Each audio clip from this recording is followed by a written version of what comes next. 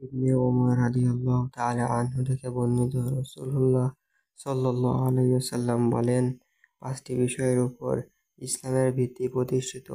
আল্লাহ ছাড়া কোনো ইলাহ নেই। হযরত মুহাম্মদ সাল্লাল্লাহু আলাইহি ওয়াসাল্লাম তার বান্দা ও রাসূল কথার সাক্ষ্য প্রদান করা, নামাজ কায়েম করা, যাকাত দেওয়া, বাইতুল্লাহ হজ করা, রমজান মাসে রোজা পালন করা।